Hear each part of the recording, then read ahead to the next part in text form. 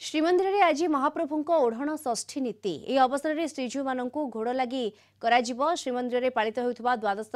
यात्रा मान यात्रा अन्यतम। आज महाप्रभु सकाल धूप बढ़िया पर मैलम कर पूर्व राति भोगमंडप पर अधिवासित होता घोड़ मान घंट छता काहाली सहित पटुआर में बड़ देउल को 3 घेरा प्रदक्षिण कराई रत्न सिंहासन को विजय कर सिंहासन में ठाकुर मानकर पाग घोड़ लगी बढ़िया पर 6 मूर्ति अलंकार लगी पर प्रसाद लगी सहित 3 बाड़ वंदापना कर आज सोमवार हेतु षष्ठी अवसर में कला छिटा मिशा शुक्ल रंगर घोड़ लगी होता मखमल सूता कपड़ा दरजी सेवकों द्वारा श्रीजीवर घोड़ स्वतंत्र शैली प्रस्तुत कर महाप्रभु यह बेश दर्शन कले कोटि जन्मर पुण्य मिले बोली विश्वास थिबारु भक्तों भीड़ जमी अवकाश परे जो बेश होता है महाप्रभुंर घोड़ लगी बेश तापर दीपर धूप सरी सारा घोड़ लगी बेश महाप्रभुंर जितेबाला बड़ सिंगार वेश महाप्रभुंर घोड़ लगी हम टोपर लगी हम आई घोड़ लगी बेश समय महाप्रभुंर जितेबाला पूजा बसी था कहीं सकाल धूप पूजा बस से पूजा पंडा तले बसी पूजा करी भाव में अन्य महाप्रभुंर नीतिकांति अच्छी ये घोड़ लगी बेश महाप्रभुंर गोटे दिव्य रूप वेश अच्छी जहाँकि पद्म वेश महाप्रभुंर रही आग को अनुष्ठित यह भाव में सहित महाप्रभुंर अन्य नीति जहाँकि द्वादश यात्रा भितर महाप्रभुंर ये अन्य जैकि गोटे यात्रा जहाँकि कहुई प्रावरण षष्ठी बा ओढ़णी षष्ठी बोली कहुई जहाँ महाप्रभु आचरण करिथांती। अधिक सूचना पाई सीधासल आम सहित जोड़ी होती पुरी आम रिपोर्टर पिंटू साहू जोड़ी होती। पिंटू आज ओढ़ण षष्ठी नीति महाप्रभुंर आज दिन में कौन स्वतंत्र नीतिकांति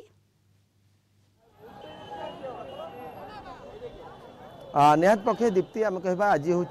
पवित्र ओढ़ण षष्ठी और ए अवसर में महाप्रभु आज शीत वस्त्र परिधान करेंगे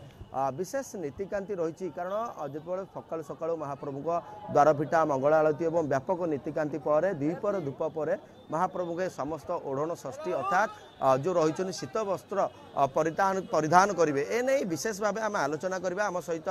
श्रीमंदिर सेवा जोड़ी होती प्रथम कलिंग टीवी स्वागत करी जे महाप्रभु शीत वस्त्र परिधान करेंगे साधारण मानव परी महाप्रभु मानवीय नीला कर कौन रही व्यवस्था किभली भाव महाप्रभु नीतिकांति जारी रही।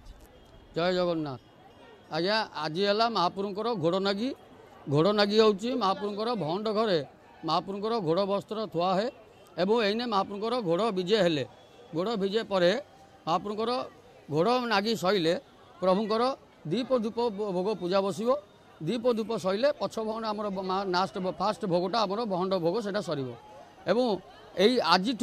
महाप्रभुंर जो घोड़ नागी कराए से आमर श्रीपंचमी पर्यंत रहे यही श्रीपंचमी पर्यंत रहा पूर्व प्रभुंर जे कि शीत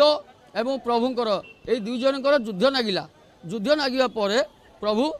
जीतीगले एवं शीत हारीगला हारीजा प्रभु शीत को शीत कहला प्रभु को जे प्रभु आपड़ जदि जीतिले मु तो हारिली किंतु आपन तो संसार मालिक जड़े आपन तो निश्चय जीतबे किंतु आपन जदि शीत को मत जदि न मानिबे ताले संसार रोग व्याधि बढ़े से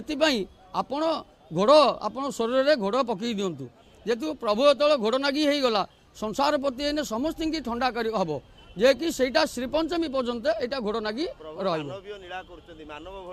जे भली आमर भक्त माने जे भली स्वेटर चादर कोट जैकेट यही सब पिंधिकी परिधान करती से भाया महाप्रभु भी प्रत्येक दिन महाप्रभुंर घोड़ नागी से करा जाए। निश्चित भाव आप विशेष नीति आप शुणुले आम सहित श्रीमंदिर सेवायत रही है महाप्रभु घोड़ लगी नीति ये जो विशेष भाव रही है स्वतंत्र भाव भक्त मानकर गहली देखा मिली कि जो परंपरा रही श्रीक्षेत्र में विभिन्न देवादेवी घोड़ लगी कराए आज समस्त देवादेवी माने शीत वस्त्र परिधान करती ये सीधा चित्र देखिपे बिल्कुल सीधा चित्र आम देखु निहाती भाव घोड़ लगी शीत दाउरू रक्षा पाइबापी श्रीजीव को ये घोड़ लगी करा जाय था। धन्यवाद आपको पिंटू साहू पुरी आम रिपोर्टर सविशेष सूचना आम सहित जोड़ी होते।